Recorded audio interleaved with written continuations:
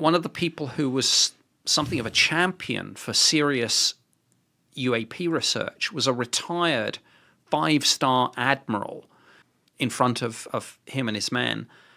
And reflecting on this in later years, he's given a number of interviews where he said, was this a weapon?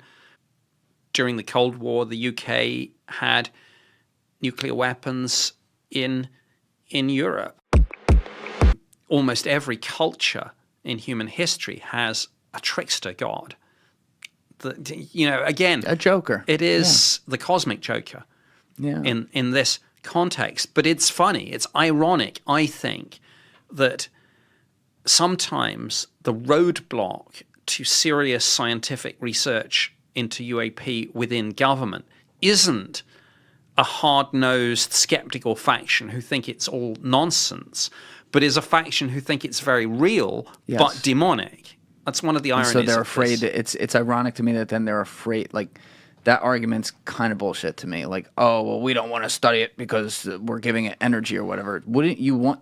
That's like saying, oh, we don't want to solve this murder case because we're giving the murder energy. Like, that's horseshit. Know thine enemy. But I don't know. These people are probably biblical scholars or think they are, and they've probably delved into it in more detail. And a lot of them probably aren't. They're probably just like religious, and they think they're biblical scholars. Yes, that's a very good point. I think that's behind a lot of the I don't know, missteps that we see here. But did you encounter any of that? Yes, I did. In yours? Yes, absolutely. Because you referred to it with Lou. I wasn't sure if you said it for yours. No, the reason it resonated with me is that, and I had this discussion with Lou, is it turned out we'd both come up against the same thing. There is, and in the UK, one of the people who was something of a champion for serious UAP research was a retired 5-star admiral, former chief of the defence staff and chairman of NATO military committee, called Lord Hill Norton. He was an admiral of the fleet, 5-star admiral. He'd served on destroyers, I think, in the Second World War in some of the most difficult and dangerous theatres, and stayed in, got to the very top, retired, then got interested in UFOs. Why couldn't he get interested when he was still in? Yeah, there he is. Yes. Got him up on the screen. I briefed him on a few occasions, and he's gone. He's he was a character and a half, but he was getting interested in this, but he fell under the influence of a maverick priest called Paul Inglesby, who was of the view that UFOs were demonic. And I thought this was extremely unhelpful, because just as we'd found somebody who could open all the doors for us on this, he was in danger of being brought down this kind of fundamentalist religious rabbit hole of demonology. Was that Priest Catholic or Protestant? I think he was Protestant, but You know what? Again, I don't think he was mainstream. He was one of these. Maybe he was one of these small, I don't know, sects. I don't know. I want to say he was Protestant, but I am not 100% on that. Because when I hear stuff like that, that's where the tinfoil hat gets tingly a little bit, because you wonder if there's some sort of, I don't know, historical narrative known to few that they're like, oh, other people can't know about this, so we can't have them study this kind of stuff. I don't know how realistic that is, because that requires a lot of gatekeepers, I would think, but makes you wonder it a little bit. Yeah. I don't really have an opinion on that, but to finish up on Randall Schum, I'd say a couple of things. So Colonel Holt gets to the landing site. They take the radioactivity readings, and then they see the UFO themselves, not landed, but through the trees, then up in the sky. They see it move around erratically. Colonel Holt says that at one point this thing fires a narrow beam of light down at the ground shortly in front of him and his men.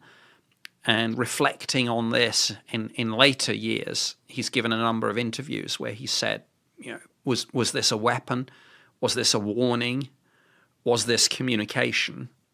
What was it? And he doesn't know.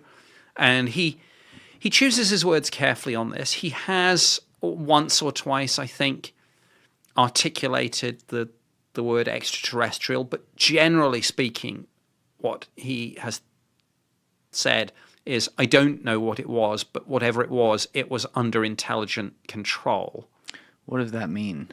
It means there's a technology behind it. And he doesn't think it's ours because it seems, in terms of speed, maneuver, acceleration, capability, to be way beyond the cutting edge of anything that we have at the time. Okay. Same sort of thing David Fravor says about the Tic Tac. Okay.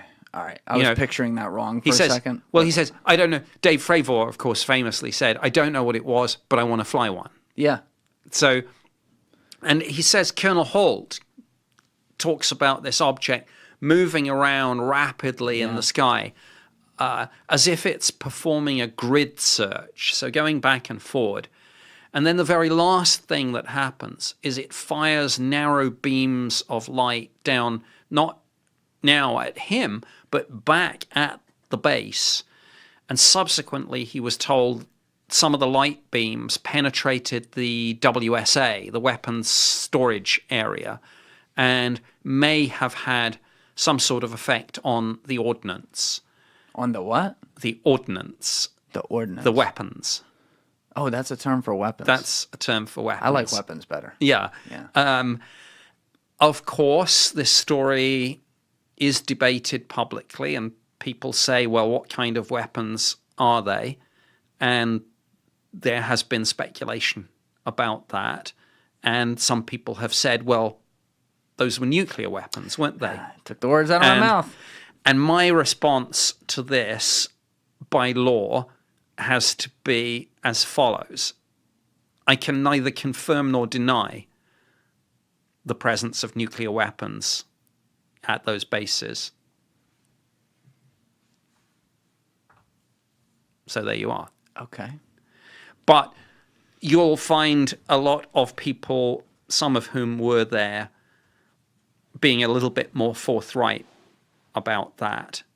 And there was a part of the weapons storage area which was nicknamed Hot Row, and people can do their own research and draw their own conclusions. That's something I have to admit I've never looked at. Obviously, we've heard through various geopolitical events over the years and just an accounting of things about how, for example, the United States has military weapons, including nukes, that aren't necessarily stationed here. But I had never thought about if they would have it on, like, the UK's soil or something, like such a close, powerful ally. I guess it makes a ton of sense. Well, I think some parts of this may not be classified. I don't think it is disputed that